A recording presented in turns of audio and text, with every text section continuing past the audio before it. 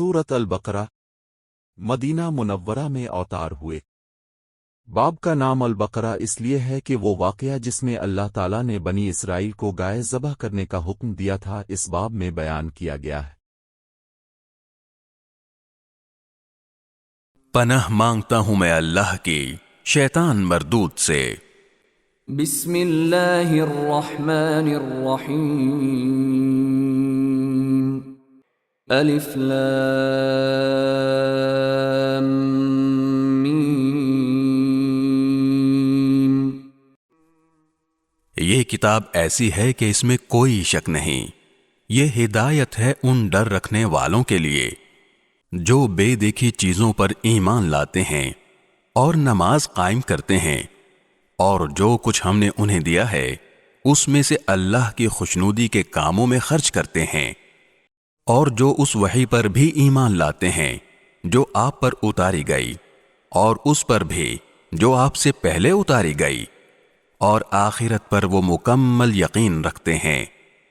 ये हैं वो लोग जो अपने परवरदिगार की तरफ से सही रास्ते पर हैं, और यही वो लोग हैं जो फलाह पाने वाले हैं। बेशक वो लोग जिन्होंने कुफ्र अपना लिया है उनके हक में दोनों बातें बराबर हैं, चाहे आप उनको डराएं या ना डराएं, वो ईमान नहीं लाएंगे। अल्लाह ने उनके दिलों पर और उनके कानों पर मुहर लगा दी है, और उनकी आंखों पर पर्दा पड़ा हुआ है, और उनके लिए जबरदस्त अजाब है। कुछ लोग वो हैं जो कहते हैं कि हम अल्लाह पर और यौम आखिरत पर ईमान ले आए, हालांकि वो हकीकत में मोमिन नहीं हैं। वो अल्लाह को और उन लोगों को जो वाकई ईमान ला चुके हैं धोखा देते हैं, और हकीकत तो ये है कि वो अपने सिवा किसी और को धोखा नहीं दे रहे, लेकिन उन्हें इस बात का एहसास नहीं है। उनके दिलों में रोग है, चुनाचे अल्लाह ने उनके रोग में और इजाफा कर दिया है, और उनके लिए दर्दनाक सजा तैयार है, क्योंकि वो झूठ बोला करते थे। और जब उनसे कहा जाता है कि तुम जमीन में फसाद न मचाओ, तो वो कहते हैं कि हम तो इस्लाह करने वाले हैं।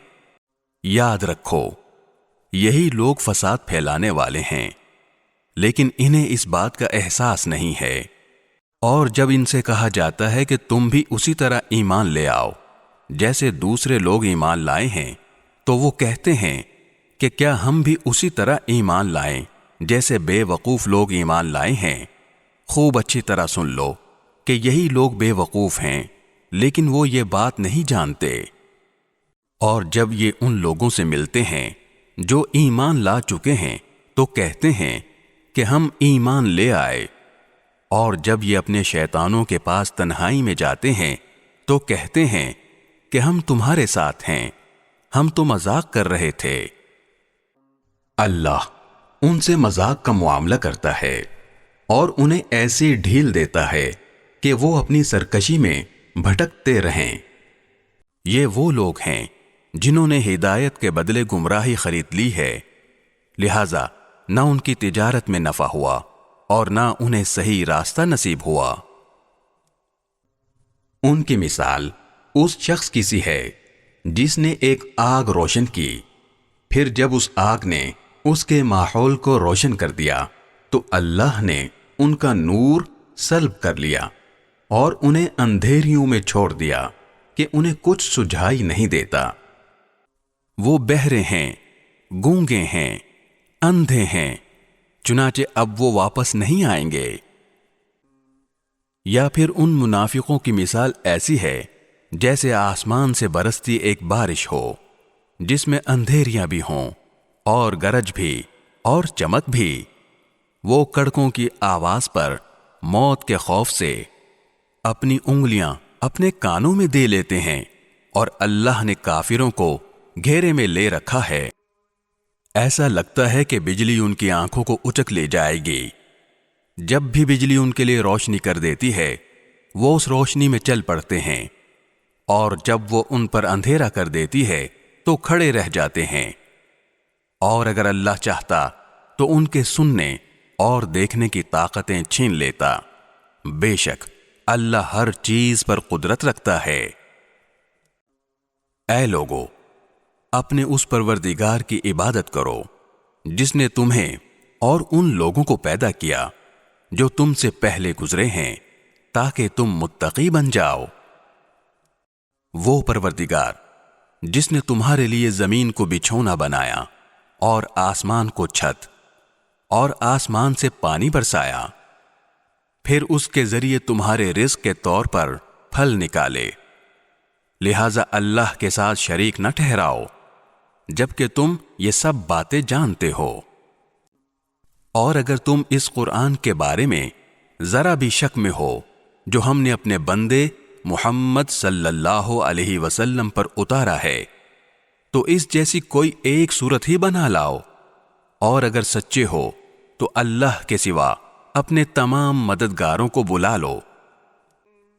پھر بھی اگر تم یہ کام نہ کر سکو اور یقیناً کبھی نہیں کر سکو گے تو ڈرو اس آگ سے جس کا ایندھن انسان اور پتھر ہوں گے، وہ کافروں کے لیے تیار کی گئی ہے۔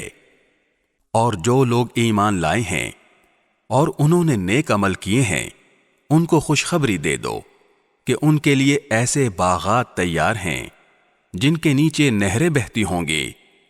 جب کبھی ان کو ان باغات میں سے کوئی پھل رزق کے طور پر دیا جائے گا تو وہ کہیں گے، یہ تو وہی ہے جو ہمیں پہلے بھی دیا گیا تھا، اور انہیں وہ رزق ایسا ہی دیا جائے گا جو دیکھنے میں ملتا جلتا ہوگا، اور ان کے لیے وہاں پاکیزہ بیویاں ہوں گی، اور وہ ان باغات میں ہمیشہ ہمیشہ رہیں گے۔